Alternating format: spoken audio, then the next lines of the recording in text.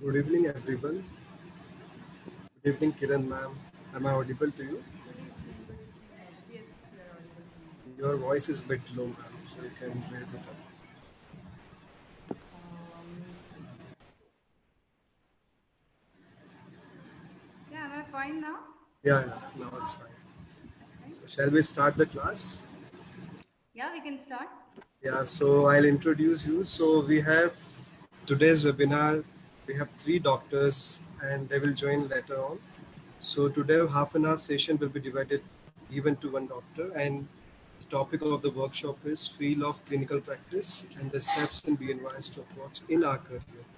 So we have three doctors. We will start with the first doctor, Dr. Kiran Hendre. She is completed BNYS from SVSA and completed Master in Public Health and working as a COVID-19 response team in the Pune government. As we can all say, this is the first doctor in BNYS I can see, as from my perspective, who is working in the COVID sector. So I congratulate and I wish you'll be healthy.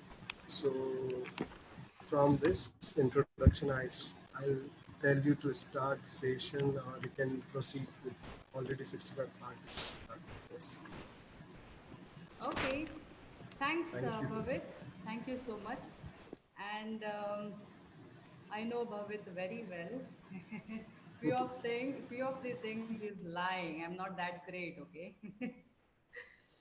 Anyway, so Bhavit, how is it working? Like, am I the host and I can No, no, share you the are the co-host, so you can continue the session. I will admit I'll do everything. If someone is disturbing in between, so I'll take care of it. Okay, so I will I would want to recheck my voice. Is it fine?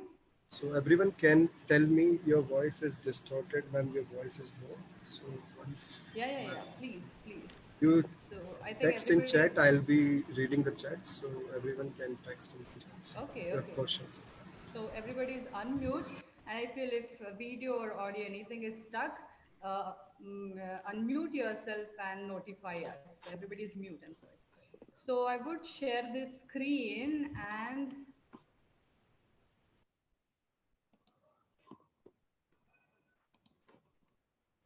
okay. Is it seen? Your voice is low, man. Everyone is saying, Hello. yeah, Is it fine now? yeah. To me, it's fine. I do not know about others. They can increase their volume once. They can check their mics. Hello. Yes, it's clear, but it's low. It's clear, but it's low. Right. Is it clear? Yeah, clear. Voice is clear. So, okay, I will try to talk loud. That is the solution. Yes, Bhavit, I'm not able to share the screen. I guess it is saying host disabled participants screen sharing. Okay, I'll make you host then. Wait a second. Yeah. That will be better.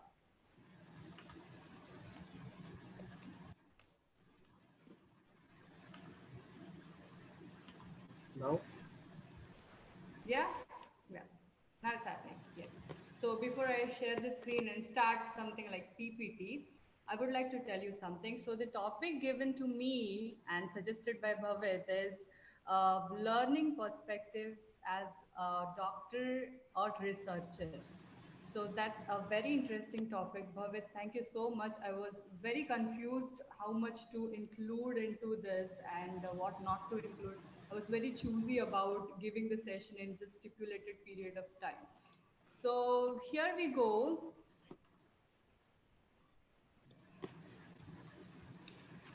Okay.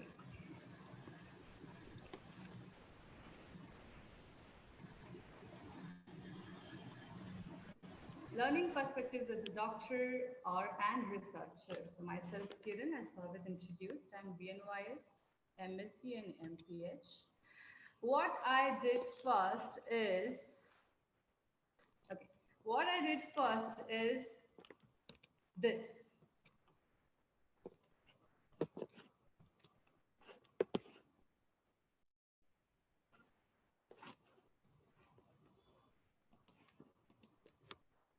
Yeah, I did first is this. I searched on Google. I literally searched learning perspectives as a doctor on Google, and you cannot believe it's it showed 27 billion results in kind of less than 1 second. And that's what I think that makes a very good point here, that the result showed a very meaningful statements that how an intern became doctor, how an intern became how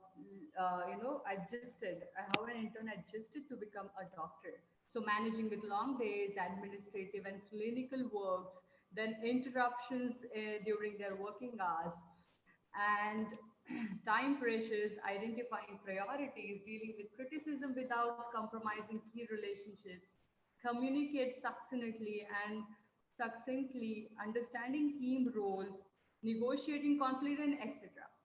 So the point I want to make here is first step of learning is addressing dearth of information.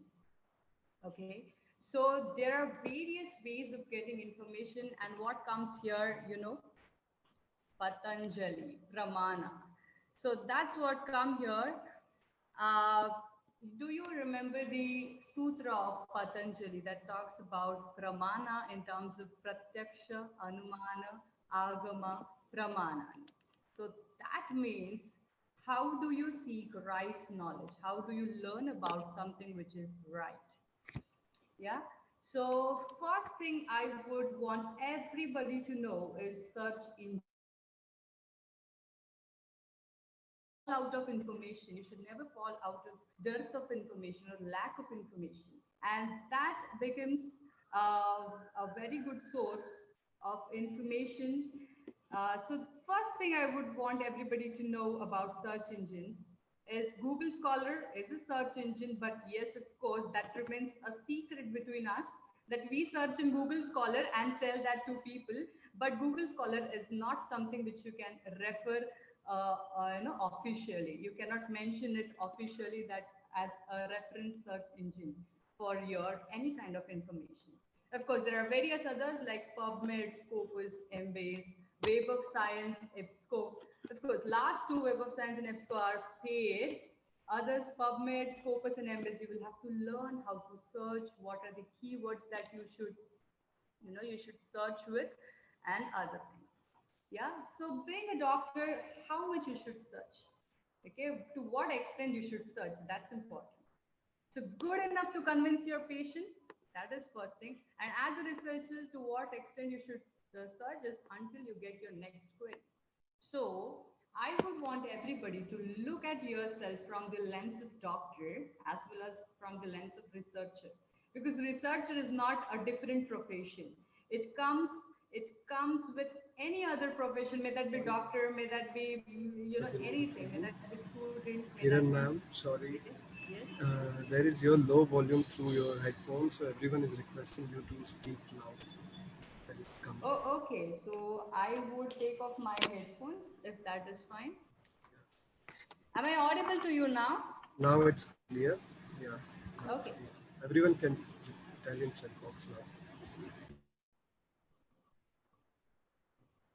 Yeah, am I audible? Yeah, you can continue now. Okay then. So researcher until you get your next query. So research is not a separate profession as such. You find researcher within you with other professions. So you might be doctor, you might be anything, maybe student, you might be an engineer, but researcher is a quality that exists within you.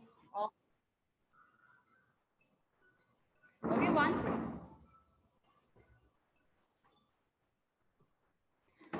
And that's where it becomes a never ending process, and that's where you keep on searching. The other thing I would like to explain with these points is hints. So what are the hints that you can search on and you can cling on for your knowledge? And what I experience in my day to day life, what I search in my during my academics or during my working hours, is laws of quantum physics. Okay, you might find that I'm switching from the fields, but it is not so.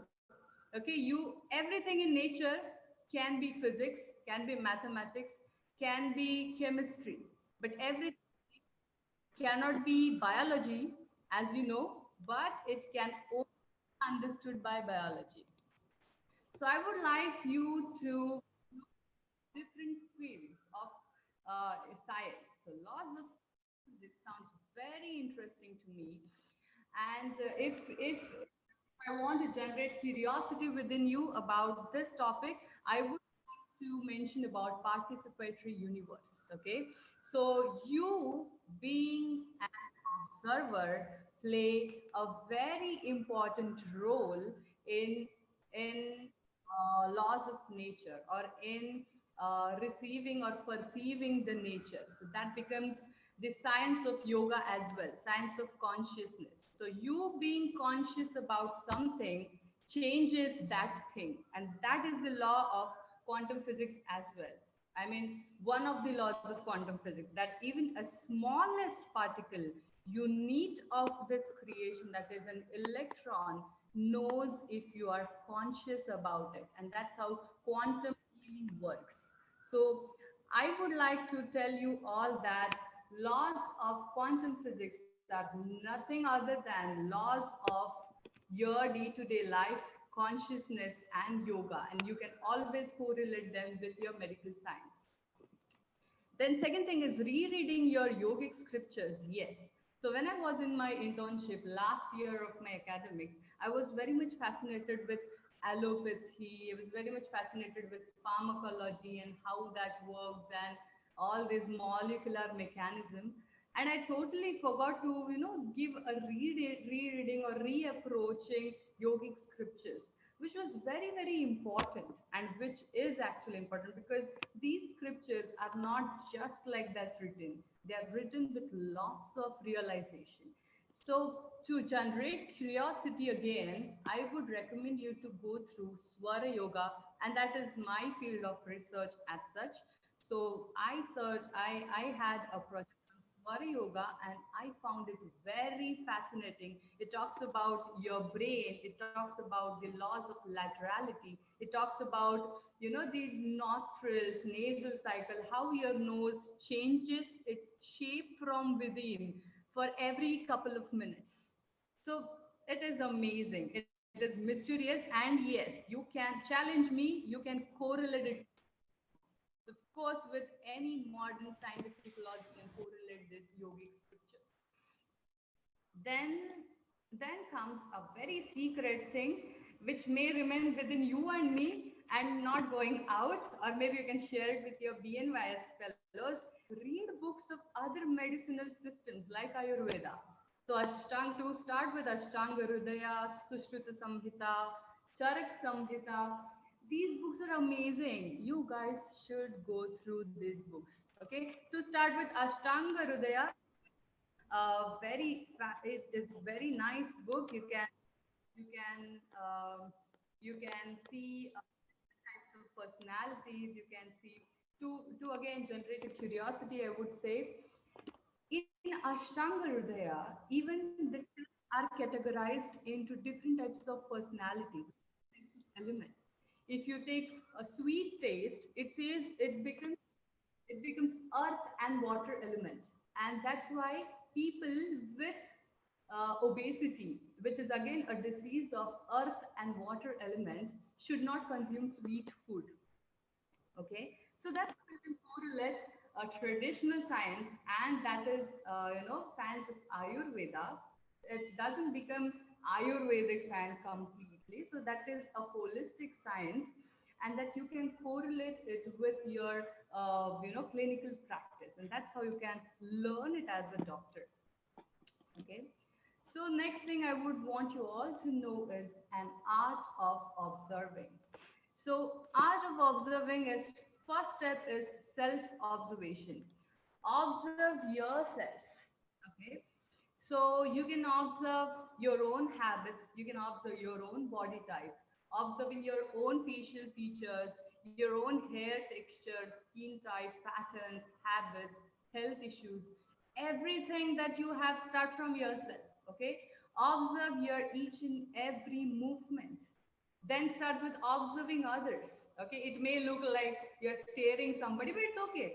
Okay, observing your family, observing your friends, relatives. You can ask, you can tell them that I am observing, hey, I am observing you. Okay, observe their body type. Are they lean, thin, or they are fat, and what is their body morphology? Is it moderate? Is it fat? Is it very lean? And then their health issues regarding to it, and try categorizing people into this. Okay, observe all lean people, ask them the questions about their health issues. Okay, observe all people with moderate morphology, ask them the questions about their disease history or anything like that.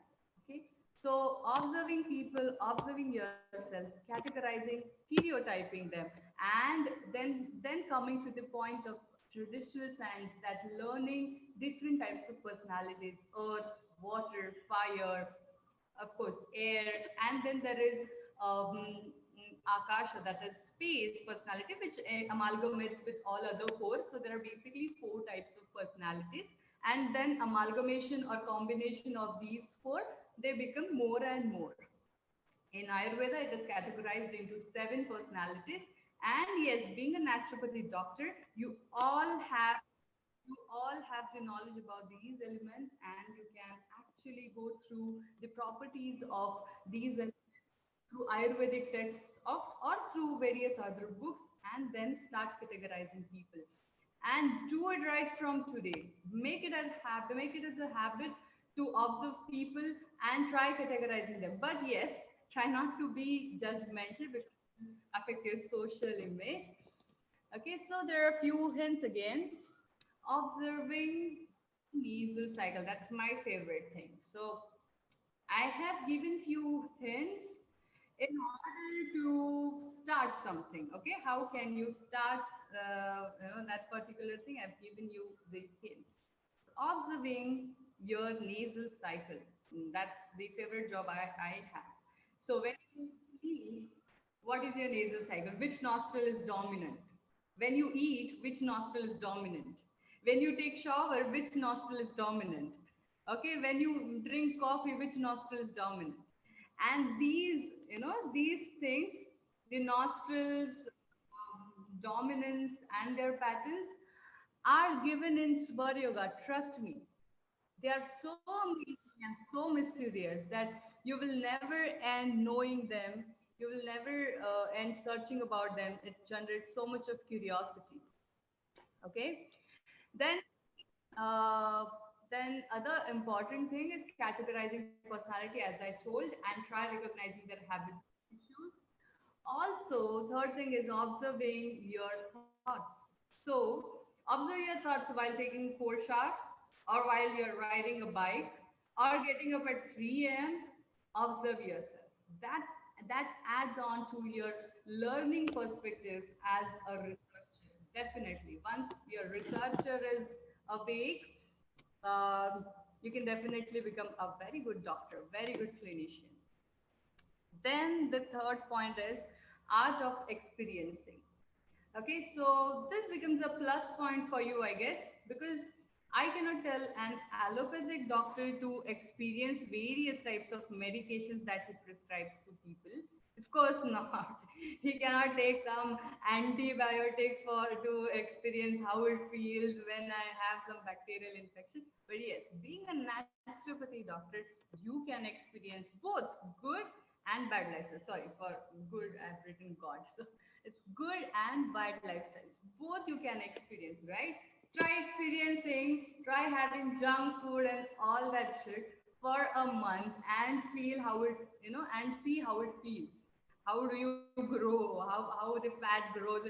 How much of efforts it takes to reduce the fat, to reduce body weight, and to get back to normalcy. Yes, you can do it. Yeah. And observe when you are into a good lifestyle, what are the changes in you? Experience effects of different yoga techniques and naturopathy treatments. Yes, again. So, very nice experiences with, for example, Kapalbhati Kriya, you can experience Keval Kumbhaka. Okay, so these experiences will help you convincing patients that how does it work. So how Kapalbhati Kriya works for people with mental ailments. Okay, how naturopathy treatment, let's say cold infusion or cold shower or cold circular jet helps in people with anxiety, depression. How does it help with mental ailments? Okay, because when you are experiencing that particular thing, you will be a good teacher to explain that thing to others, to your patients, and also to the people. Then experience challenges, of course, better than risks. So if you have patients in your clinics, or if you are dealing with somebody who is cannot take risks, right? You stop medicines and I'll give you some naturopathic treatment. You can always take a challenge that yes, I will reduce the dosage or I will terminate the medication that you are taking, but with slowly and day by day we will get better. With few little bit of safer side always you should have. So practice your medicine with safety, and also you should take challenges simultaneously, and that's how you will learn and you will grow as a clinician or a physician in your life. Okay, and learn technology. Okay, so that's the other thing I would like you all to do. Yes. So again, hence, so experience acupuncture. Art of experiencing. I would want you all to experience acupuncture. Yes. Any mild ailments, anything which you have, may that be delayed periods for 2 3 days, or may that be a small issue of constipation, anything, experience acupuncture. That's only objectifying treatment you have. You know that you cannot tell somebody to go for hydrotherapy to get acute for an acute ailment, to treat acute ailment. No, you cannot tell somebody to go for such risky treatments which you cannot guarantee, but yes, you can go for acupuncture. Okay, so acupuncture is a very it's a tool that you have in emergency. If you forget about everything else, relearn acupuncture. Try recalling meridians. If not meridians, try recalling the points which are important for disease. Okay. So, and first thing is you should try it on yourself. Feel how it feels. Okay. Then experience, as I said, Keval Kumbhaka is just an example because I wanted to include mental health also, and pranayama being a very important technique in yoga to deal with your mental health. I have included an example of it. Then next step is try designing your website. Guys, you should know how to design your own website. So Wix.com is very simple portal that you have to design your website. I would want you to go after the session to Wix.com and see how to design your own website. It also offers your own apps, so go for it. Okay, because if you have your own portal, you can write it down in your CV, and that adds on to so much of that, gives you so much of credit. Okay, so try designing your own website. This is the now it is turning completely techno world. Now we are entering into techno world. You should know this. Then last thing I would want to talk about is translational science. It would take not more than 2 minutes. So translational science is correlating traditional with modern science. So maybe, as I told you in my second slide, about type of personality with genotype. Okay. So if you find somebody that you can categorize or stereotype in certain kind of personality, try identifying genotype of it once again.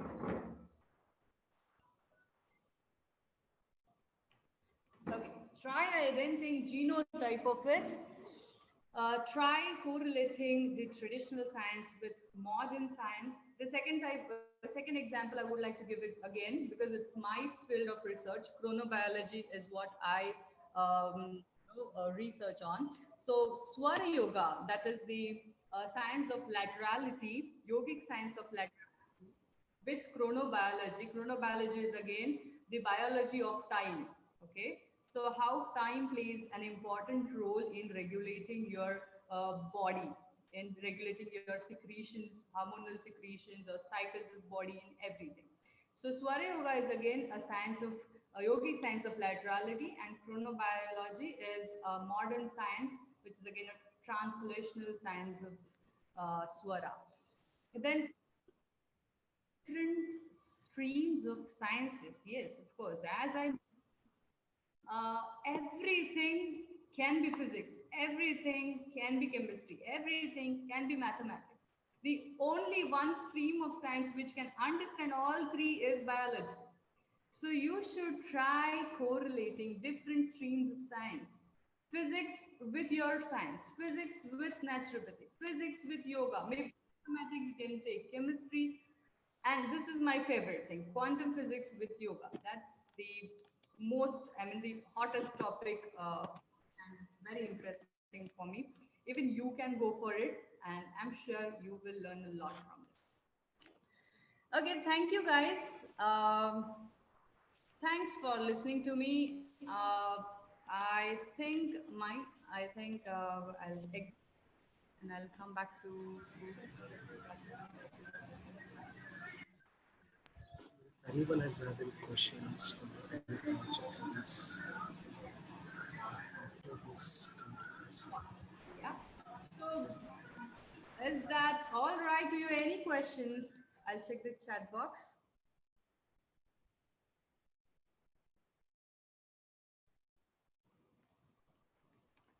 Okay, was I audible to you all? I mean, Yeah, it's audible. It's clear. Yeah. with few comments there in chat box. Thank you Any all. questions? Just I 2 minutes. guess this was helpful. Any questions? Any Yeah, queries? yeah, it came in chat box. First question from Kajal Sharma. Please Yes, explain Kajal. about It's chronobiology. okay. Chronobiology. Chrono. So we will split it. Chrono is time. Biology is biology. So biology of time is chronobiology. So when you get up, so sleep and wake cycle, eating and satiety cycle. You have REM and non-REM cycle during sleep. So this all comes in chronobiology. You have cycle of your hormonal secretion. Morning you secrete more of steroids. Evening you secrete less of steroids. So that again, your every organ has a clock, and that is chronobiology. Biology of clock, biological clock is chronobiology. Yeah. Next question from Namita Desai. Can Can you you tell share the the extra concept of concept quantum of physics relating to yeah. yoga? What exactly it is? Okay, sure. Why not? I would love to tell this. So, quantum physics, one of the laws of quantum physics is electron, a small particle. Okay, well, something which you can see is matter. Okay, something which you cannot see, but you can see impression of it is wave. So it says an electron can be a matter or can be a wave, but it determines to be a matter or wave depending over somebody is observing it or not. So your consciousness, if the quantum I mean the studies of quantum physics, the physicists who studied quantum physics did this experiment that they fixed a camera and they were looking from camera to an electron, and they found the electron is behaving differently when they are looking at it, and they found that electron is behaving differently when they are not looking at it. So definitely an electron is conscious about our consciousness. So this science is again a part of your the science of consciousness. Okay. So this way you can also correlate it with yoga when you say, observe your body, observe, feel that your heart is beating nicely, and then there is, it is pumping blood all throughout your body. So that works. How that works and how you can put it in science, how you can make it evidence based is with quantum physics. And that is an example that I have given. But yes, there are many other laws of quantum physics: electron entanglement. Okay, so electron tunneling. There are many laws you can correlate. Okay, then can you explain type of personality with genotype? Yes, of course. So if you see, a personality, for example, air personality, okay? And if you find that person a very lean, I'm taking an example, very lean, very thin, having a different skin texture, maybe very dry skin texture, and and you can guess that he may have problem with his breathing. So if you ask him, if you recognize that person as an asthmatic or problem with breathing, definitely you can correlate his genotype that he might have higher secretion of histamine, or he might have higher inflammatory I mean inflammatory pharmacologically important cytokines which are secreted. So these are the genotypes which are very, very at the molecular level, very, very basic level to the personality type of his. Okay, so air personality, having asthma, what is the gene of it? Okay, like that. Apart from different types of yoga, why Swara yoga fascinated you that much? I think that becomes a very that is an interesting question, and I would explain whole of my journey into chronobiology. So I had one question, that why such simple pranayama like Anulom Vilom pranayama is given lots of importance in Hatha yoga, in Patanjali Yoga Sutra. Why there is this nostril lateral specificity important? So that generated a curiosity to me, that why nostril specificity. And I went into Swara Yoga, which talks about many other theories, correlating your right nostril and activities of it, left nostril and activities of it. And that is amazing. That is amazing. It talks right from giving a birth to male child or female child, which nostril should be on, which nostril should be off. Right from that it talks. Of course, that is not something which should be shared with common people. This is a professional platform, and that's why I'm sharing it with you. Yeah. Thank you all. Thank you so much. I think that was my time given by Bhavit. Thank you, Bhavit. Thank you Thank you so so much, much. ma'am. The hints which we get from your PPTs, I think it's very useful for all of us. So we'll be fine. Yeah, And if I will share my PPT, and I'll also give you all my email ID. Maybe I can type it here. in chat box, You can,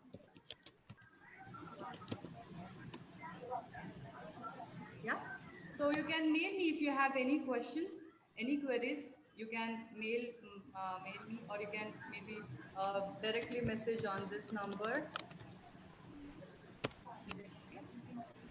Thank you all. Thank you so much.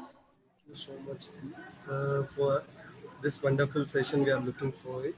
So now, if you want to continue, or if you have some work, you can continue, or you can leave the session. We'll have now next Dr. Naveen.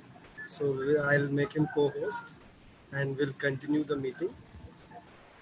Okay, Okay, thank sure. you so much. Thank you. Sure. Thank you so much. Thank you all. Thank you so much.